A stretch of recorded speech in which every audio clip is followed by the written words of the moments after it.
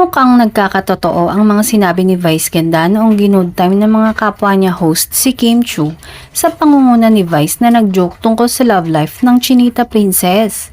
Nag-viral kasi ang eksena ni na Vice at Kim sa Christmas special ng Kapamilya kung saan pinaglakad ang huli ng komedyante para sa nauusong trend na suspect-suspect.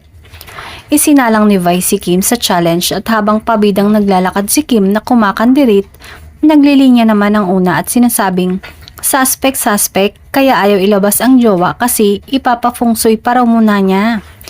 Kahapon nga ay ipinalabas sa kanyang YouTube channel ang pagpunta nito sa expert upang magpahula para sa kanyang buhay, career at syempre hindi rin nakatakas ang love life nito.